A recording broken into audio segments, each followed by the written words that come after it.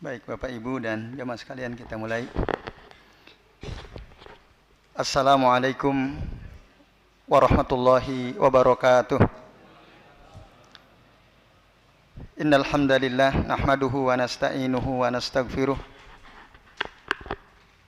na'udzu billahi min syururi anfusina wa min sayyiati a'malina may yahdihillahu fala mudhillalah wa may yudlil fala hadiyalah.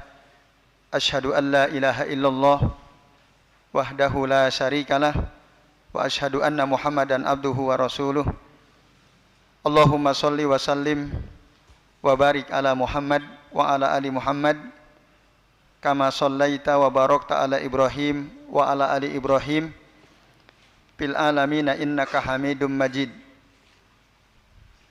Rabbi shrah li sadri wa yassir li amri wahlul 'uqdatam min lisani yafqahu qawli, amma ba'du. Bapak-bapak dan ibu-ibu serta hadirin sekalian, rahimani wa rahimakumullah.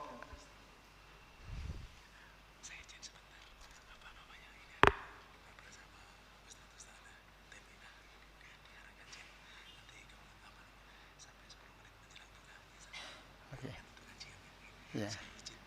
Ya. Ya, baik. Ya. Bapak-bapak dan ibu-ibu serta jamaah sekalian, rahimani wa rahimakumullah. Alhamdulillah pada sore ini atas izin Allah ya kita bisa berjumpa di tempat yang mudah-mudahan penuh berkah ini di 10 hari terakhir bulan Ramadan. Tahun ini kita akan sama-sama ya belajar Tholabul ilmi ya, mempelajari kitab yang ditulis oleh seorang ulama yang bernama Syekh Salim bin Id Al-Hilali hafizahullahu taala. Kitabnya seperti yang ada di hadapan Bapak Ibu serta jamaah sekalian, judulnya Maqami'u Asy-Syaitan ya, fi Dawi Al-Kitab wa Sunnatis Shahihah. Bagi jamaah yang tidak atau belum punya kitab ini, bisa pesan lewat panitia ya. Bagi yang mau memilikinya, tadi Pak Helmi tadi itu bisa hubungi beliau untuk mendapatkan kitabnya ya.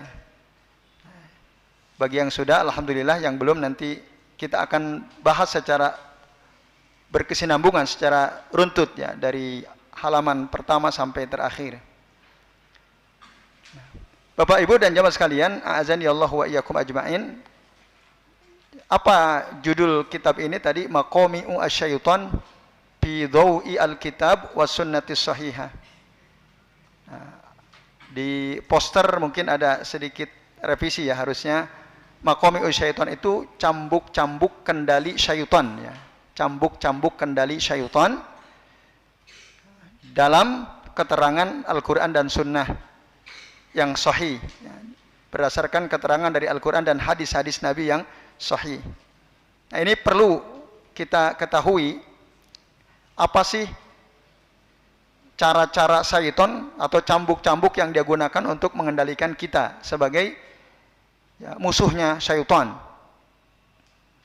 Di muqaddimah Bapak Ibu bisa buka di halaman 5. Syekh Salim bin Id Al-Hilali mengatakan setelah beliau memuji-muji Allah Ta'ala, kemudian mengucapkan 2 kalimat syahadat, beliau mengatakan amma ba'du. Dan adapun setelah itu kata beliau, fa innal ma'rikata ma'a iblis la'anahullahu wa hizbahu. Sesungguhnya peperangan bersama iblis, semoga Allah melaknat iblis dan kelompoknya. Hiya al-ma'rikatur ra'isah mud as-sarra aduwallahi ala mulahaqati Adam wa zurriyatihi fi kulli hal. Jadi peperangan bersama iblis merupakan peperangan yang pokok ya. Sejak dia menjadi musuh Allah ya. Ketika disuruh untuk sujud kepada Adam lalu dia enggan, tidak mau taat kepada Allah, maka dia berjanji akan mengganggu Adam dan anak keturunannya dalam setiap keadaan. Wa fi kulli waqtin, dan dalam setiap waktu. Bahkan wa ala ityanihi min kulli jihah wa min kulli saubin. Bahkan iblis atau syaitan akan senantiasa mendatangi manusia dari segala arah untuk menggodanya tentu saja. Nah, dan ya, wa ala ittiba'ihi kulla lahzatin wa sa'atin, dan dia akan mengikuti manusia pada setiap kesempatan, pada setiap saat. Untuk apa? Tentu untuk menggoda manusia. Sebagaimana hal tersebut diterangkan oleh Allah Ta'ala, ya, Rabbul Alamin Tabaraka wa Ta'ala di dalam Al-Quran surah Al-A'raf ayat 14 sampai ayat 17. Nah, ini penting ya Bapak Ibu. Jadi iblis itu memang dia akan terus menerus berusaha mengganggu, membisiki, menggoda kita, menyesatkan kita dengan beragam cara. Di setiap waktu, bahkan dia akan datang dari arah mana saja. Mari kita simak surah Al-A'raf ayat 14 sampai ayat 17 di halaman 5 ya. Qala Allahu azza wa jalla, Allah azza wa jalla berfirman, qala anzirni ila yaumi yub'atsun. Iblis berkata kepada Allah, anzirni, tangguhkanlah aku, ila yaumi yub'atsun, sampai hari kebangkitan. Jadi dia minta ditangguhkan oleh Allah, artinya supaya tidak dimatikan, tidak diazab ya, sampai hari kebangkitan. Qala innaka minal munzarin, lalu kemudian Allah berkata, sesungguhnya engkau wahai iblis termasuk golongan golongan yang ditangguhkan. Qala, lalu si iblis berkata, fabima agwaitani, disebabkan karena engkau telah menyesatkan aku ya Allah, la'aqudanna lahum siratakal mustaqim, aku pasti akan menghalangi manusia dari jalan mereka, dari jalanmu yang lurus. Ini janji iblis. La'aqudanna lahum siratakal mustaqim. Jadi aku akan menghalangi manusia dari jalanmu yang lurus. Jadi tidak mungkin Bapak Ibu kita itu dibiarkan oleh iblis bisa terus istiqomah, lurus di jalan Allah Azza wa Jalla. Tidak mungkin dibiarkan oleh iblis. Dia pasti akan terus menghalangi kita dengan cara-cara yang dia bisa lakukan. Bahkan kata si iblis, summa la'atiyannahum mim baini aidihim, kemudian aku pasti akan datangi mereka, mim baini aidihim, dari arah depan mereka, wa min khalfihim, dan dari belakang mereka, wa an aymanihim, dan dari samping kanan mereka, wa an syama'ilihim, dan dari samping kiri mereka, wala tajidu aksarohum syakirin, sehingga engkau tidak mendapatkan kebanyakan mereka bersyukur. Itu janji iblis di hadapan Allah Ta'ala untuk menghalang-halangi manusia atau kita. Nah, Bapak Ibu dan jamaah sekalian, a'azani Allah wa iyyakum ajma'in, maka jelas sekali ya bagaimana iblis berjanji untuk senantiasa menghalangi kita dari jalan Allah yang lurus, akan senantiasa menggoda kita dari berbagai macam arah. Nah, maka Bapak Ibu dan jamaah sekalian, ini tentu perkara penting yang harus kita ketahui, bahwa kita ini senantiasa dalam ancaman godaan iblis di setiap waktu, dari semua arah. Maka ada salah satu zikir yang diajarkan oleh Rasul Shallallahu Alaihi Wasallam supaya kita ini dilindungi, karena tidak ada yang bisa melindungi kita kecuali Allah Azza wa Jalla. Apa zikir yang dimaksud? Yaitu zikir pagi dan petang. Di antara rangkaian zikir pagi petang itu ada zikir yang berbunyi, Allahumma inni as'aluka al-afwa wal afiyah fid dunya wal akhirah. Allahumma, ya Allah, sesungguhnya aku as'aluka, memohon kepadamu, al-afwa, ampunan, wal afiyah. Afiyah itu apa? Terbebas dari segala yang kita tidak suka. Afiyah. Afiyah ini penting. Maknanya lebih luas daripada sehat.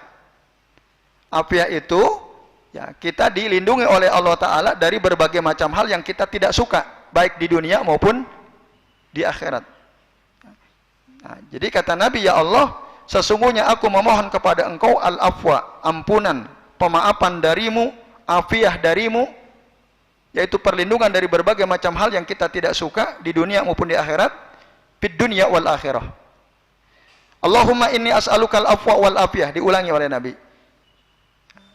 Fi dini wa dunyaya, ya Allah, sesungguhnya aku mohon kepadamu pemaafan, ampunan, wal afiyah, perlindungan dari berbagai hal yang kita tidak suka. Fi dini, dalam agamaku, wa dunyaya, dalam urusan duniaku, wa ahli, untuk keluargaku, wa mali, bahkan untuk hartaku.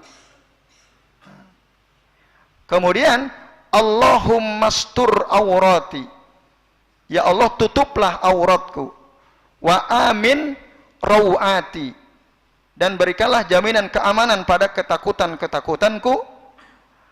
Allahumma hfidni, nah ini mulai dari sini, Allahumma hfidni min bayni yadayya, ya Allah, jagalah aku dari depanku,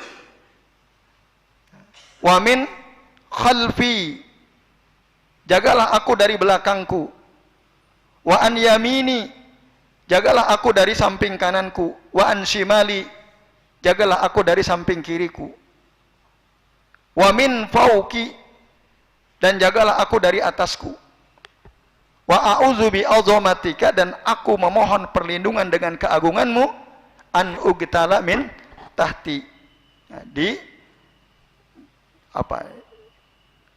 ditenggelamkan atau diganggu dari bawahku, dari arah bawahku. Nah, ini hadis, ini zikir yang selalu dibaca oleh Rasulullah Shallallahu Alaihi Wasallam setiap pagi dan petang, Bapak Ibu. Nah, yaitu zikir mohon perlindungan dari berbagai macam arah tadi. Allahumma hfidni min bayni yadayya wa min khalfi wa an yamini wa an shimali wa min fawqi wa a'udzu bi azamatika an ugtala min tahti. Maka penting nih, sekarang kita masih punya kesempatan untuk membaca zikir ini. Sudah hafal Bapak Ibu? Belum ya? Nah, ini penting. Karena kalau bukan Allah yang melindungi kita dari godaan gangguan iblis, siapa lagi? Tidak ada yang bisa kecuali Allah Azza wa Jalla. Nah, sementara seperti yang tadi kita sudah bahas dalam surah Al-A'raf ayat 14-17, iblis berjanji akan mendatangi kita dari depan kita, belakang kita, samping kanan kiri kita. Sehingga nanti akhirnya kita tergoda, tidak pandai bersyukur kepada Allah Azza wa Jalla. Nah, ini ya janji iblis di hadapan Allah Subhanahu wa taala. Nah, kemudian Bapak Ibu dan jamaah sekalian, ya, pada ayat yang lain, masih di halaman 5 dan 6, yaitu surah An-Nisa, ayat 118 sampai 119, Allah Subhanahu wa taala berfirman, ya, la'anahullahu, Allah melaknat dia, iblis tadi. Wa qala, berkatalah syaitan, la'attakhidanna min ibadika nasibam mafruḍo, katanya. Yang artinya, aku ya akan mengambil bagian tertentu dari hamba-hambamu. Maksudnya dia akan menyesatkan, saya pasti akan menyesatkan hamba-hambamu. Itu karena itu bagiannya iblis, ya.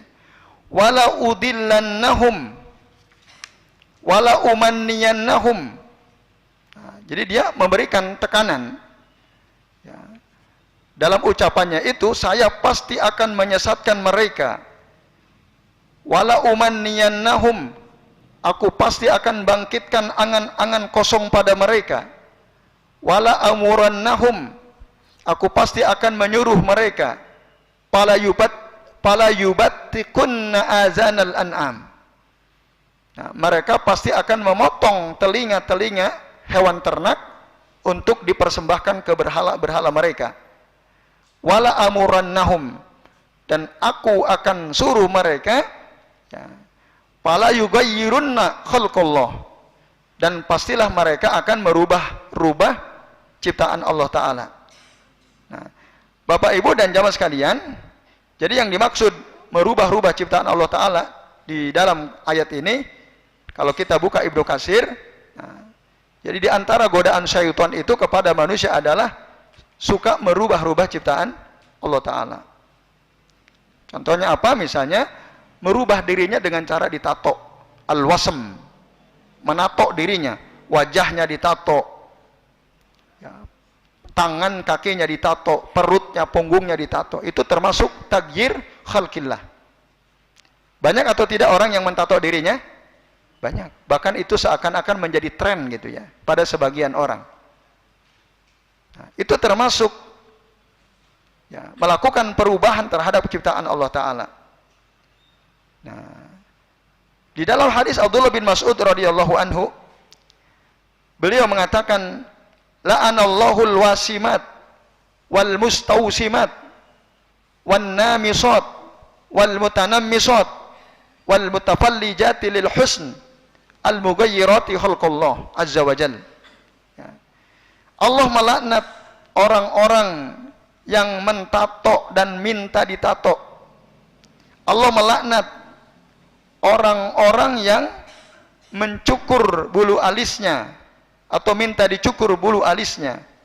Ya, hati-hati ibu-ibu ini terutama ya. Ya, biar tambah kelihatan cantik, lalu di otak-atik tuh alisnya. Pergi ke salon gitu ya. Nah, tukang salonnya juga termasuk ini. An-namisat wal mutanammisat. Kalau ada di antara ibu ya, buka salon di rumah ini hati-hati kalau ada klien minta dicukur alisnya, jangan ya.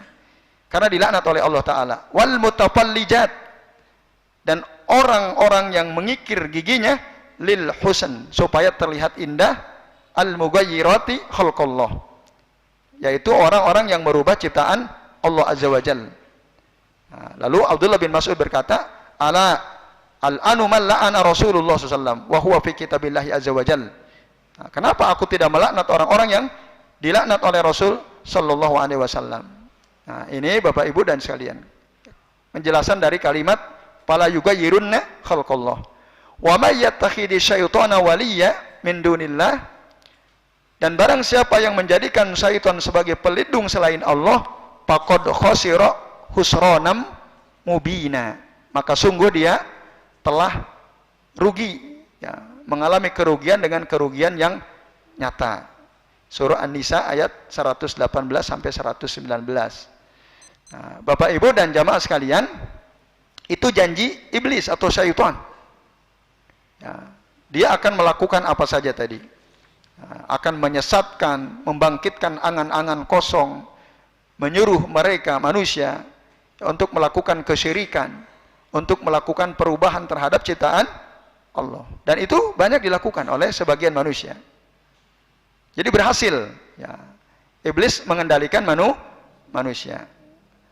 Lalu ya, dalam ayat yang lain surah Al-Hijr ayat 36 sampai 39, Allah Subhanahu wa taala berfirman, qala rabbi fanzirni ila yaumi yub'atsun.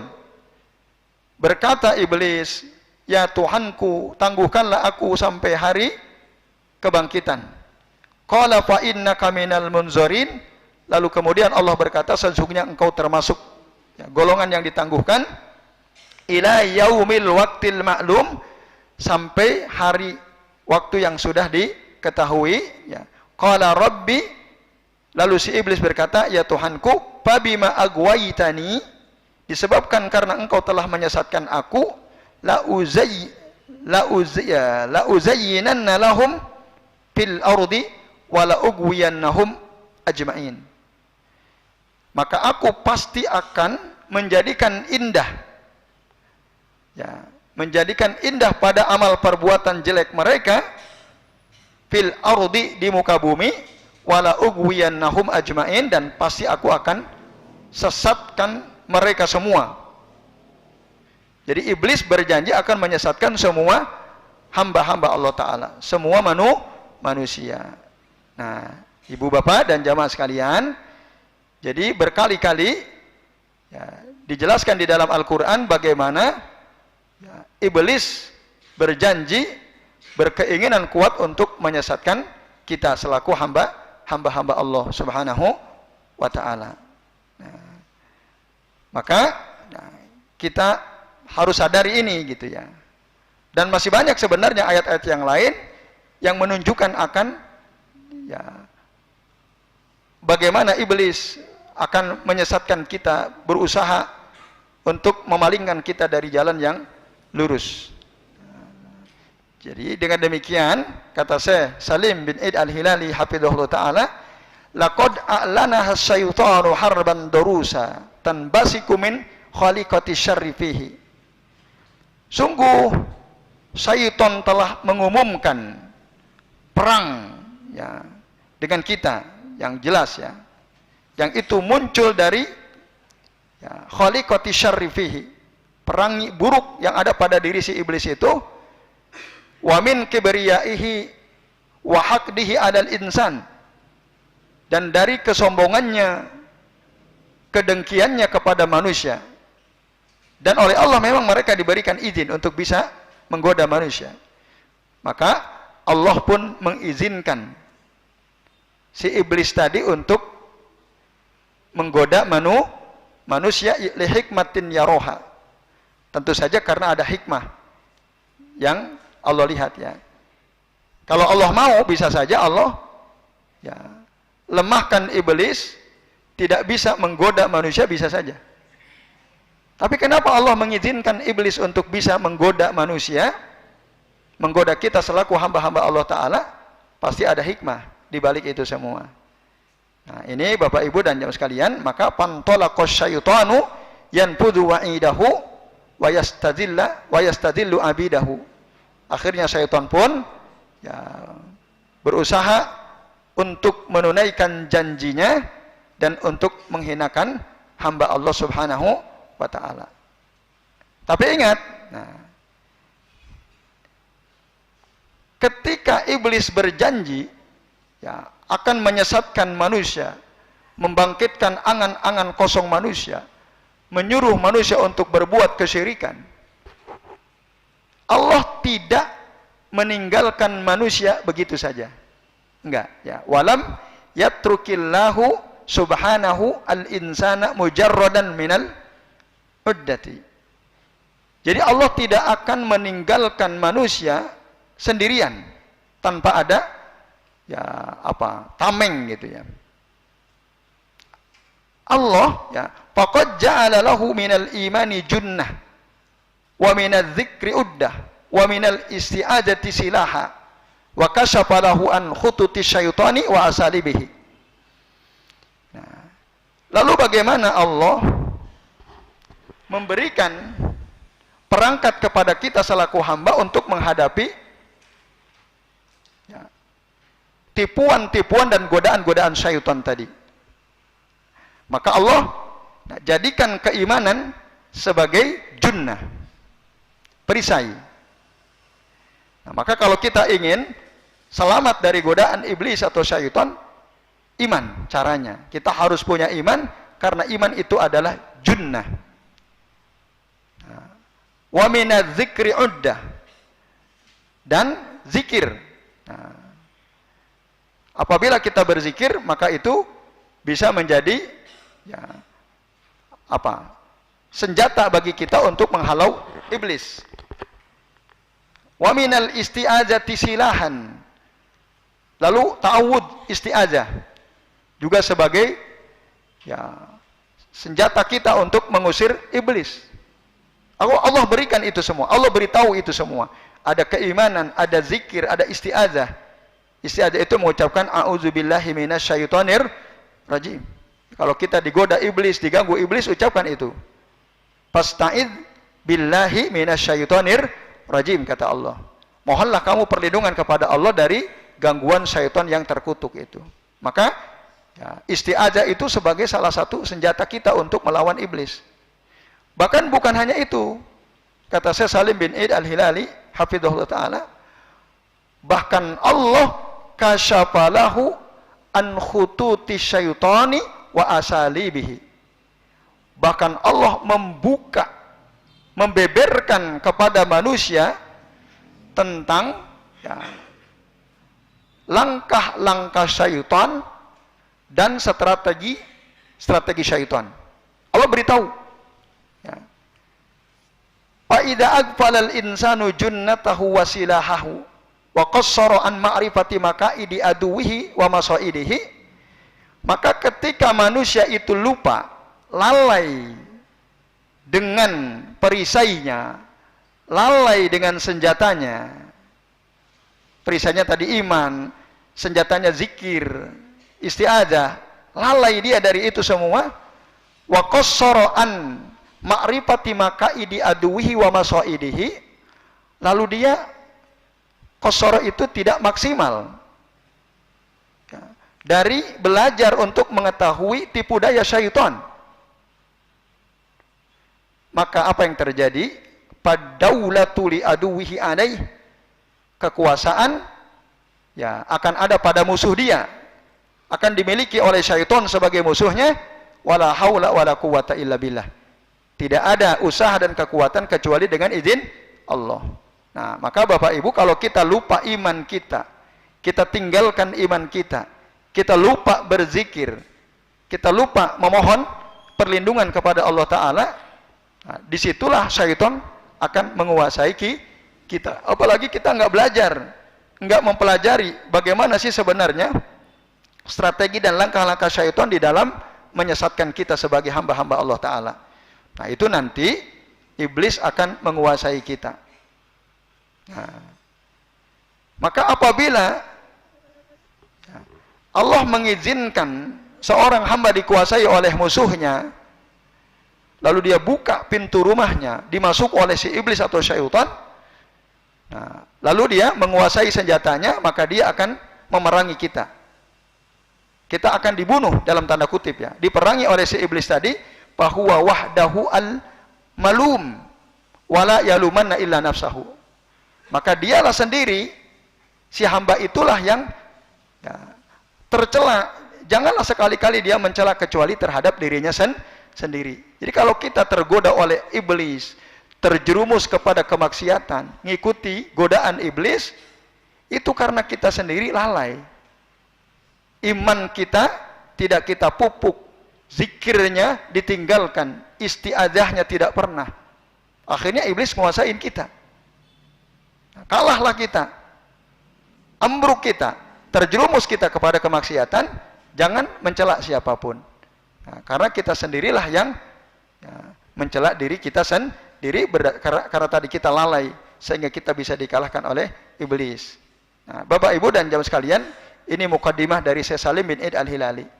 Lalu beliau katakan, walaqad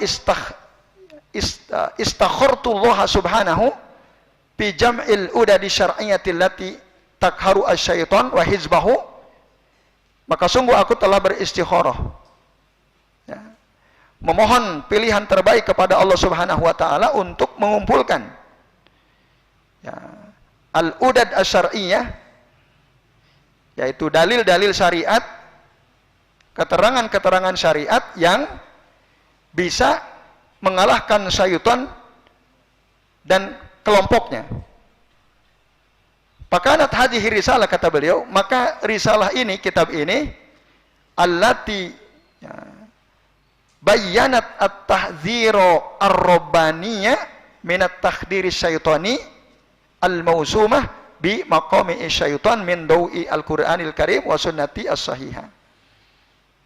Maka aku, kata Syekh Salim bin Eid Al-Hilali, risalah ini, kata beliau, menjelaskan tentang peringatan Rabbani dari Allah Ta'ala minat takhdiri syaitani, dari candu godaan syaitan al-mausumah yang beracun, dengan judul apa? Maqami syaitan fi dawil Qur'anil Karim wa sunnatis sahihah. Tadi kan cambuk-cambuk kendali syaitan berdasarkan keterangan dari Al-Quran yang mulia dan dari sunnah-sunnah Nabi yang sahih. Nah, ini di mukaddimah beliau menerangkan latar belakang kenapa beliau menyusun kitab ini. Lalu beliau memohon kepada Allah Azza wa Jalla, semoga kitab ini, risalah ini bisa menjadi ya perangkat untuk melindungi orang-orang beriman dari godaan syaitan, ya, dari tipu daya iblis.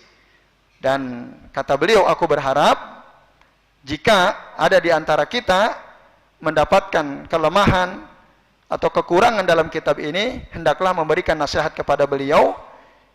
Fa innallaha ja'ala nusa qurbatan liman khalasat niyatuhu. Karena sesungguhnya Allah Ta'ala menjadikan nasihat itu sebagai amal ibadah yang bisa mendekatkan diri kita kepada Allah jika niat kita benar, ya. Niat kita murni lillahi ta'ala, maka beliau sangat berharap kita bisa memberikan nasihat jika ada kekurangan dalam kitab ini. Nah, ini mukaddimah dari Syekh Salim bin Id Al-Hilali rahimahullah. Kitab ini ditulis, ya, selesai ditulis pada tahun 1408 Hijriah di Amman, Jordan. Jadi beliau tinggal di Amman, ibu kota Jordania. Berarti kalau sekarang tahun 1445, kitab ini ditulis berapa tahun yang lalu? Ditulis sempurna penulisan kita tahun 1408. Sekarang tahun 1445. Berarti berapa tahun yang lalu? 37 tahun yang lalu. Jadi kitab ini ditulis 37 tahun yang lalu. Nah, lalu siapa itu Syekh Salim bin Id Al-Hilali? Barangkali ada sebagian kita ya belum mengenal beliau, masih asing nama ini. Beda kalau kita misalnya mendengar nama Imam Al-Bukhari, Imam Asy-Syafi'i, ulama dulu. Atau kalau ulama di zaman sekarang mungkin kita sering mendengar Syekh Muhammad bin Saleh Al-Utsaimin, Syekh Abdul Aziz bin Baz misalnya, Syekh Al-Albani misalnya. Nah, lalu siapa Syekh Salim bin Id Al-Hilali hafizahullah taala ini?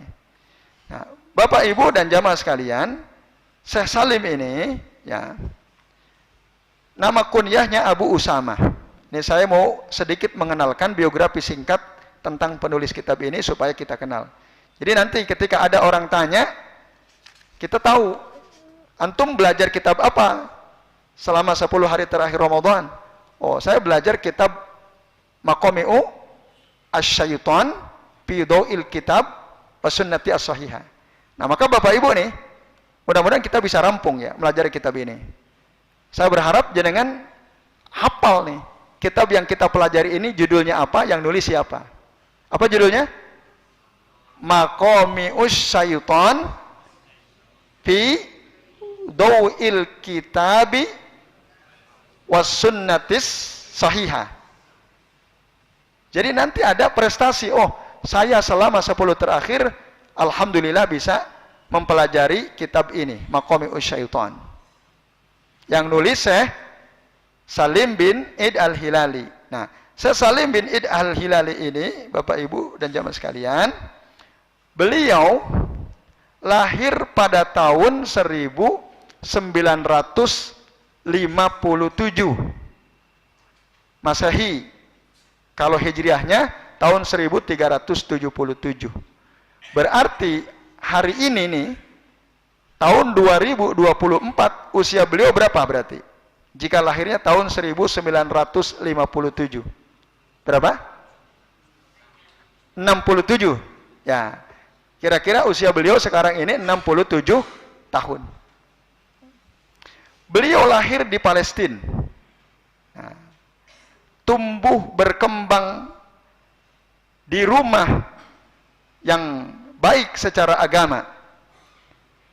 Tapi kemudian pada tahun 1967, pada saat usia beliau 10 tahun, beliau hijrah ke Jordan karena terjadi peperangan antara Palestina dan Yahudi Israel.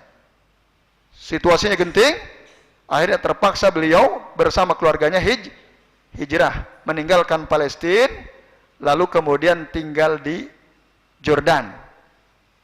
Sampai di sana beliau usia 10 tahun belajar, bahkan ya beliau menyempurnakan pendidikannya dan ya, belajar bahasa Arab, kemudian di Rosat Islamiyah, ya, di Jordan. Lalu beliau mulai belajar ilmu syariat secara sungguh-sungguh di usia yang ke-17 tahun. Bisabi'ata asyara min umrihi. Dan disitulah beliau bertemu dengan seorang ahli hadis al-muasir kontemporer yang masyhur, yaitu Syekh Muhammad Nasiruddin Al-Albani rahimahullah di Jordan itu. Nah, itu saat pertama kali beliau belajar ilmu syariat. Ketemu langsung dengan seorang ulama besar ahlul hadis namanya Syekh Al-Albani. Nah, Bapak Ibu dan jamaah sekalian, lalu beliau belajarlah kepada Syekh Al-Albani sampai tahun 1978. Nah, kitab yang pertama kali dipelajari kitab At-Targhib wa Tarhib karya Imam Al-Munziri. Dibaca, diterangkan oleh Syekh Al-Albani, lalu didengarkan oleh murid-muridnya, termasuk salah satunya adalah Syekh Salim ini bin Id Al-Hilali. Lalu kemudian setelah itu beliau melakukan perjalanan untuk menuntut ilmu ke Pakistan, Ketemulah di sana beliau dengan ulama-ulama Pakistan, seperti Syekh Atollahu Hanif, Syekh Badiuddin Rashidi, Syekh Muhibbuddin, Syekh Muhammad Abdul Falah, dan Syekh Hasan Abdul Ghaffar. Lalu kemudian beliau melakukan lagi perjalanan menuntut ilmu ke daerah Hijaz, ke Saudi. Ketemulah di sana dengan Syekh Hamad Al-Ansari, Syekh Abdul Aziz bin Bas, Syekh Ibnu Al-Utsaimin, Syekh Abdul Muhsin Al-Abbad. Ya, ketemu dengan mereka semua. Nah, ini. Jadi itulah di antara guru-guru Syekh Salim bin Id Al-Hilali hafizahullah ta'ala. Dan beliau disanjung oleh sebagian ulama yang masyhur seperti Syekh Nasiruddin Al-Albani pernah memberikan sanjungan kepadanya. Syekh Robi Al-Madkhali juga pernah memberikan sanjungan kepadanya, kepada Syekh Salim bin Id Al-Hilali. Dalam kitabnya Manhaj Ahli Sunnah wal Jamaah fi Naqdir Rijal wal Kutub wat Tawaif. Juga Syekh Muqbil bin Hadi Al-Wadi'i, ulama besar di Yaman, juga memberikan sanjungan kepada Syekh Salim ini. Termasuk Syekh Bakar bin Abdullah Abu Zaid, beliau pun pernah menyanjung ya, ilmu atau kealiman Syekh Salim bin Id Al-Hilali hafizahullah ta'ala. Nah, termasuk Syekh Muhammad Umar Bazamul hafizahullah ta'ala. Nah, bahkan beliau pernah mengatakan As-Saikhu Rabi bin Hadi huwa Rabiul Hijaj, was-Saikh Muqbil Al-Wadi'i Rabiul Yaman, was-Saikh Salim bin Id Al-Hilali Rabiul Syam. Nah, jadi ada 3 tokoh ulama besar di masing-masing negara. Ya, ada Syekh Rabi bin Hadi itu di Hijaz, ini ulama penting.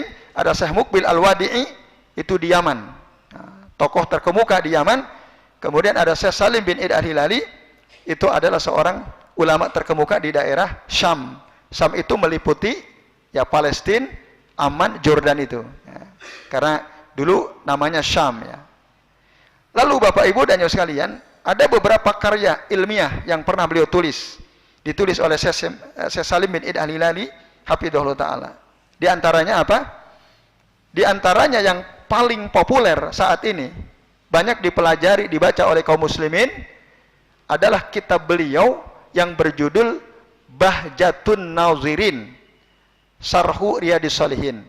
Ini saya kira hampir ya di perpustakaan kaum muslimin ada ini ya. Atau di masjid-masjid yang biasa dibacakan kitab Riyadhus Shalihin, kita sekarang gampang mendapatkan kitab ini karena sudah diterjemahkan.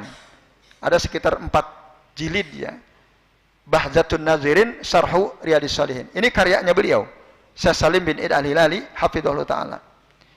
Kemudian ada lagi kitab Mausu'atul Manahi Asy'ariyah, ensiklopedi larangan-larangan syariat. Terus ada kitab Al-Jama'at Al-Islamiyah fi Daw'il Kitabi wa Sunnati bi Fahmi Salafil Ummah. jamaah Islam berdasarkan keterangan Al-Quran dan Sunnah, berdasarkan pemahaman para salaful ummah. Lalu ada lagi kitab cukup populer juga, judulnya Limadha Ikhtartu Al-Manhaj Salafi. Kenapa aku memilih manhaj salaf? Nah, kami punya juga kitab ini ya. Dan ada lagi kitab Basair Jawi Asy-Syarab bi Syarhi Marwiyati Manhaj Salaf. Lalu ada kitab Qurratul Uyun fi Tashihi Tafsir Ibni Abbas. Lalu kitab Minhajul I'tidal fi Naqdi Tafsiriz Zalal wa Bayanu ma fihi min tasawwufin wa rabdin wa i'tizal. Nah, ini kitab ini mengkritik tafsir fi Zilalil Quran. Ya. Ada tafsir cukup populer ya, judulnya fi Zilalil Quran. Nah, itu dikritik oleh Syekh Salim ini dengan menulis buku judulnya Minhaj I'tidal fi Naqdi Tafsir Zilal. Lalu kemudian ada kitab Kifayatul Hafadhah Syarhu Al-Muqaddimah Al-Muqidhah. Ada 8 karya ilmiah beliau yang dicetak ya. Nah, itu dia biografi ringkas penulis kitab ini, yaitu Syekh siapa? Syekh Salim bin Aid Al-Hilali hafizahullah taala. Nah, Bapak Ibu dan jamaah sekalian, kemudian beliau mengawali kitab ini setelah muqaddimah tadi pada pasal pertama, yaitu tentang ma'rifatu khutuwati syaitan di halaman 9. Al-Faslul Awwal. Bapak Ibu bisa buka di halaman 9, judulnya ma'rifatu khutuwati syaitan. Mengetahui langkah-langkah syaitan. Nah, beliau mengatakan inna hadzal aduwa al-qadima li bani Adam wa huwa yuzawilu kaidahu wa makrahu. Sesungguhnya musuh lama manusia ini, dia senantiasa berusaha menerapkan tipu dayanya, makarnya. Qarrara an yakhudu al-ma'rikata alal madad tawil wa bi marahil muntazimah yubdi ba'daha ila ba'din fa huwa yumarisu ma'al insani siyasatal khutwah.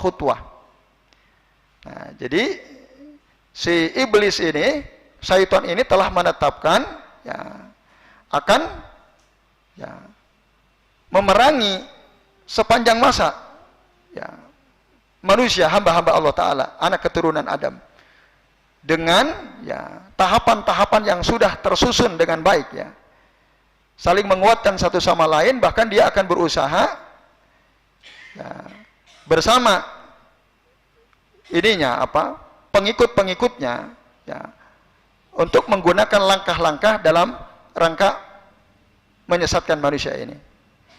Di dalam Al-Quran surah Al-An'am ayat 142 dan surah Al-Baqarah ayat 168 atau ayat 208, Allah Ta'ala mengatakan wala tattabi'u khutuwatis syaitani innahu lakum aduwwum mubin. Janganlah kalian mengikuti langkah-langkah syaitan, karena sesungguhnya syaitan itu bagi kalian adalah musuh yang nyata. Allah sudah ngasih tahu tuh, jangan ikuti langkah-langkah syaitan. Nah, lalu kata Syekh Salim, dunaka bayanu hadhil khutuwat. Nah, inilah dia penjelasan tentang langkah-langkah syaitan. Apa saja? Nah, di dalam kitab ini Bapak Ibu dan sekalian diterangkan oleh Syekh Salim hafizahullah taala, apa sih langkah-langkah syaitan untuk menyesatkan kita? Yang pertama, an-nisyan, lupa. Nah, jadi syaitan berusaha untuk membuat kita ini lupa. Itu langkah penting syaitan untuk menyesatkan kita. Inna syaitana yaktahimun nafsal basariyata fi lahzatin ghaflatin wa dha'fin. Ya. Sesungguhnya syaitan itu akan ya, menggoda jiwa manusia fi lahzati ghaflatin wa dha'fin. Ketika ya, ada kesempatan lalai, lemah, ya, dia akan masuk di situ. Maka Allah Ta'ala di dalam Al-Quran surah Al-An'am ayat 68 mengatakan, wa imma yunsiyannaka syaitanu fala taq'ud ba'da dzikri ma'al qaumiz zalimin. Yang artinya, dan adapun ketika engkau dijadikan lupa ya, oleh syaitan, ya, maka janganlah kamu duduk setelah kamu ingat bersama orang-orang yang zalim. Nah, ini Bapak Ibu dan sekalian. Jadi kalau kita baca ayat ini secara lengkap, sebelumnya Allah Ta'ala mengatakan, wa idza ra'aita alladzina yakhuduna fi ayatina, apabila engkau melihat orang-orang yang membahas, mendustakan, mengolok-olok ayat-ayat kami, fa'arid anhum, maka berpalinglah kamu dari mereka, hatta yahudu fi hadisin ghairi, sampai mereka membahas, berbicara pembicaraan yang lain, tidak berbicara untuk mengolok-olok ayat-ayat Allah Ta'ala. Lalu ya, wa imma yunsiyannaka syaitan, dan jika syaitan membuat engkau lupa, akhirnya kita malah duduk-duduk bermajelis dengan orang-orang yang mendustakan ayat-ayat Allah, menghinakan ayat-ayat Allah, duduk kita bersama mereka, kok kita enggak pergi? Nah, maka ketika kita ingat, fala taq'ud ba'da dzikri, atau fala taq'ud ba'da dzikra, afwan, fala taq'ud ba'da dzikra ma'al qaumiz zalimin, janganlah engkau duduk bersama orang-orang yang zalim itu, yang tadi ketika berkumpul membicarakan, mendustakan, menjadikan ayat-ayat Allah sebagai bahan olok-olok. Nah, ini Bapak Ibu dan jamaah sekalian rahimani wa rahimakumullah. Jadi dalam ayat ini ada kalimat wa imma yunsiyannaka syaitan, dan adapun ketika syaitan membuat engkau lupa, berarti di antara langkah syaitan itu adalah bisa menjadikan kita ini lupa. Nah, ini Bapak Ibu dan jamaah sekalian, inilah dia salah satu langkah penting ya, yang dilakukan oleh syaitan untuk memalingkan manusia. Maka fa'in tadzakarta, ya, kalau kita lupa ingat, ini godaan syaitan, ada kita berzikir, wa'adat khanas, maka syaitan akan pergi. Jadi setiap kali kita berzikir, Bapak Ibu, subhanallah, misalnya, kita ingat sama Allah Ta'ala, astagfirullah, gitu ya, ingat, maka syaitan akan kembali menjauh dari kita. Walakinnahu lan yatrukaha walidzalika falyakhudhil insanu hidrahu. Tapi dia hanya menjauh sebentar, akan kembali lagi, tidak akan meninggalkan kita selama-lamanya. Maka hendaklah manusia itu berhati-hati dari gangguan iblis atau syaitan tadi yang kadang-kadang membuat kita lupa. Bapak Ibu, dalam keseharian kita, misalnya ya, kita sehari-hari ini, nah, katakanlah ketika kita berjalan dari rumah kita ke sini, tadi selama jenengan di jalan, itu zikir atau tidak? Nah, lupa kan?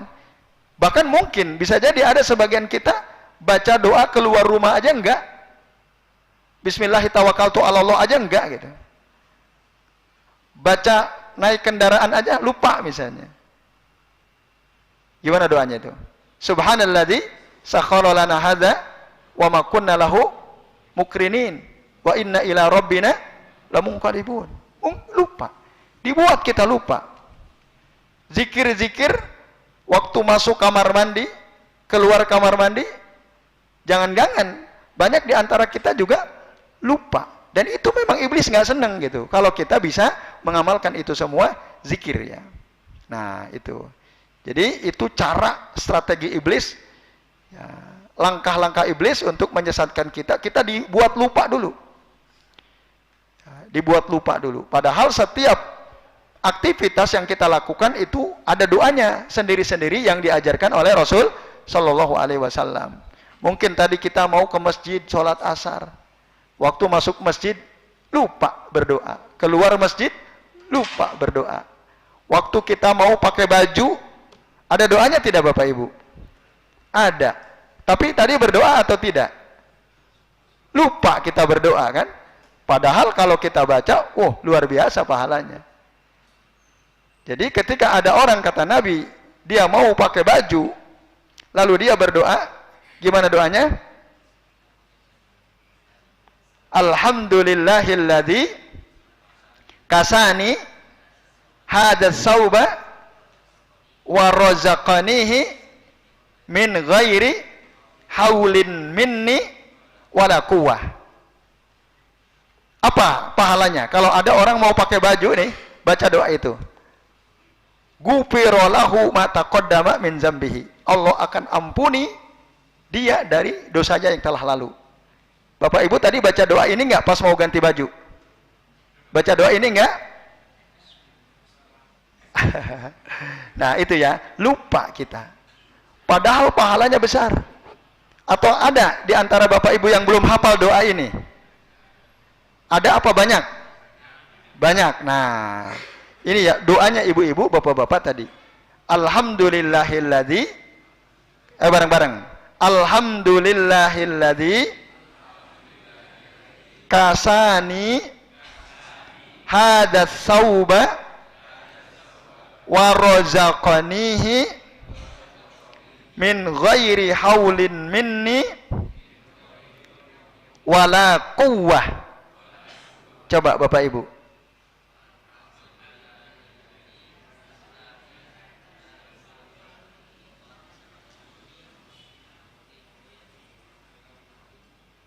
Alhamdulillah.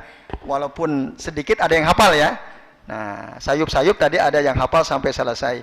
Nah, mudah-mudahan setelah ini nanti Bapak Ibu cari ini doa. Sayang banget kalau kita sudah diajarkan Nabi zikir, doa untuk pakai baju, lalu kita enggak hafalin. Rugi, ilmu udah nyampe, lalu hilang begitu saja.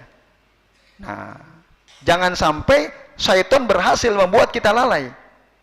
Ya wis, nggak usah dihafalin, repot-repot ngapain ngapalin doa. Bismillah udah cukup. Nah, gitu kan? Itu taksir tuh namanya. Dan memang seneng tuh iblis tuh membuat kita itu simpel-simpel aja lah. Ngapain repot-repot ngapalin doa yang panjang-panjang kan gitu. Itu juga godaan iblis tuh. Sehingga akhirnya kita malas ngapalin. Padahal ini yang ngajarin Nabi Shallallahu Alaihi Wasallam, Rasulullah SAW. Nah ini Bapak Ibu dan Yusuf, bahkan pahalanya luar biasa tuh. Ya, pahalanya luar biasa. Jadi kalau ada di antara kita pakai baju, baca doa itu dosanya rontok. Tapi kalau kita pakai baju biasa saja, nggak ada nilainya. Beda sekali. Nah, maka sungguh sekali lagi sangat rugi orang yang sudah sampai kepadanya ilmu, lalu dia tinggalkan ilmu itu, dia ya abaikan ilmu itu, tidak dia usahakan untuk dihafalkan. Ya ini Bapak Ibu dan jamaah sekalian rahimani wa rahimakumullah. Nah sekarang itu maghrib jam berapa? Jam berapa Pak? Kurang 10 menit ya. Karena tadi dari Ketua Takmir ada pesan. Ya, ada pesan mohon untuk hari ini 10 menit sebelum maghrib untuk selesai. Nah, supaya nanti kita siap-siap untuk ngambil buka ya. Nah, gitu nje. Supaya nanti kalau nggak salah ada pertemuan TPA ya, guru-guru TPA nanti 10 menit ke depan ini. Baik Bapak Ibu, mohon maaf ya untuk sementara ini kita sampai halaman 10 ya. Sampai halaman 10, insya Allah besok kita lanjut lagi. Terima kasih atas perhatiannya, mohon maaf ya, jika apa yang kami sampaikan ada kesalahan. Mari kita akhiri dengan doa kafaratul majlis. Subhanakallahumma wa bihamdika asyhadu an la ilaha illa anta astaghfiruka wa atubu ilaik. Wa sallallahu ala Muhammadin wa ala alihi wa sahbihi wa baraka wa sallama alaihim ajmain. Billahi taufiq wal hidayah. Wassalamualaikum warahmatullahi wabarakatuh.